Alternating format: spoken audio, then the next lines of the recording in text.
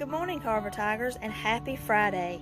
This year, our town of Mount Olive is celebrating its 150th anniversary.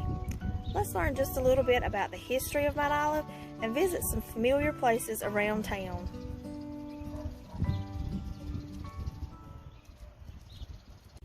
In 1838, Adam Wynn Sr.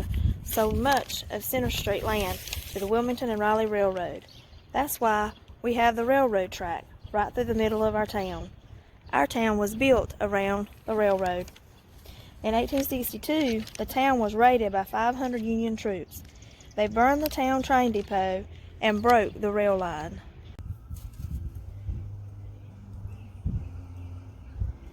In 1853, it was suggested to name the train depot and the area around it Oliver Station for Benjamin Oliver, one of the town's founders. But Oliver hesitated, and tradition says the town was named for the Mount of Olives in the Bible.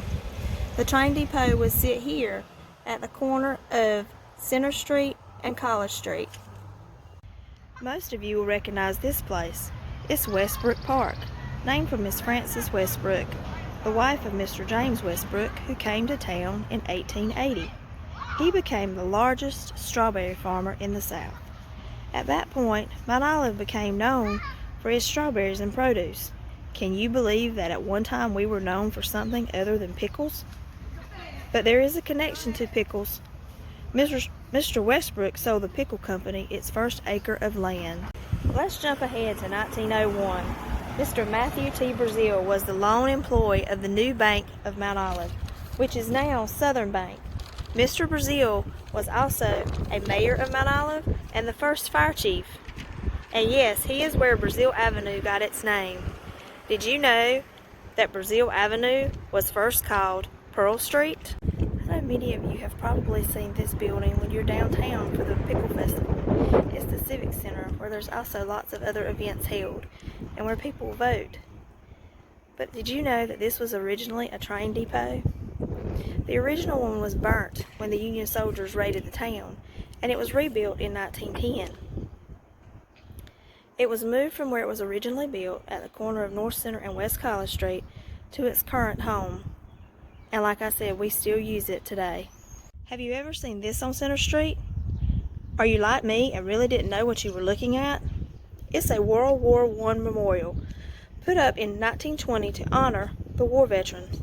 For years, circus and farm animals drank water from the street side trough. Yep, you heard me right. But remember that in 1920, lots of people still used animals for travel, and most people didn't have a car.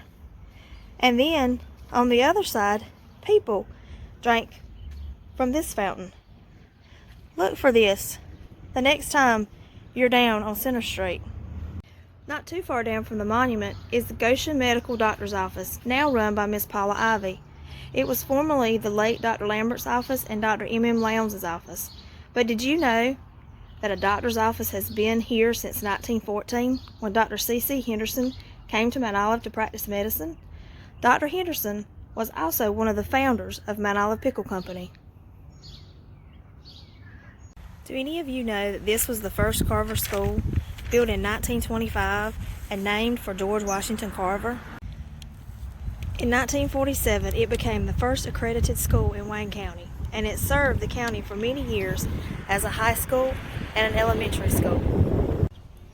The old Carver School is now the Carver Cultural Center, and the buildings belong to the town and house many different civic groups.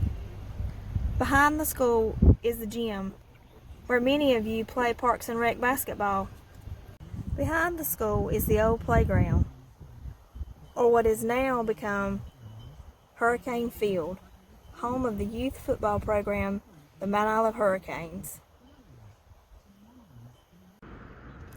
January 2nd, 1926, Mount Olive Pickle Company was established. The company was started with less than $19,000 and on 1 acre of land. Today, we are known as the Pickle Capital, and Mount Olive Pickle Company makes the best-selling pickles, peppers, and relishes in the U.S. We are also known for the Pickle Drop, which began in 1999 with 8 people, and now is held every New Year's Eve at 7 o'clock with thousands attending. In 1953, Mount Olive Junior College was established. The first class in 1954 had 22 students. It became Mount Olive College in 1970 and the University of Mount Olive in 2014.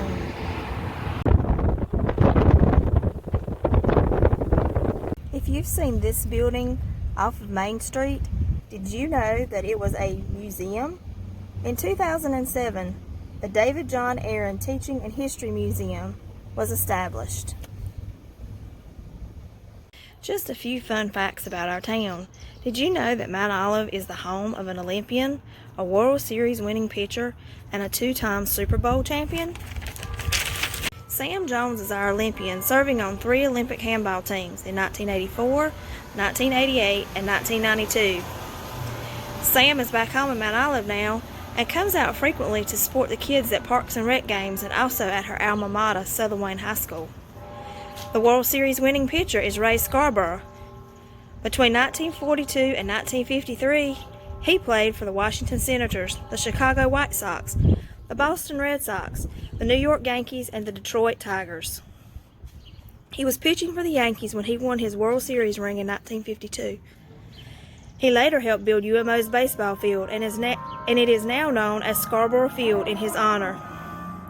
Our Super Bowl winner is Greg Warren, who graduated from Southern Wayne and UNC. Greg was drafted by the Pittsburgh Steelers in 2005 as a long snapper and won Super Bowls in 2006 and 2009. As just a little side note, Greg also played football for the youth Mount Olive Hurricanes.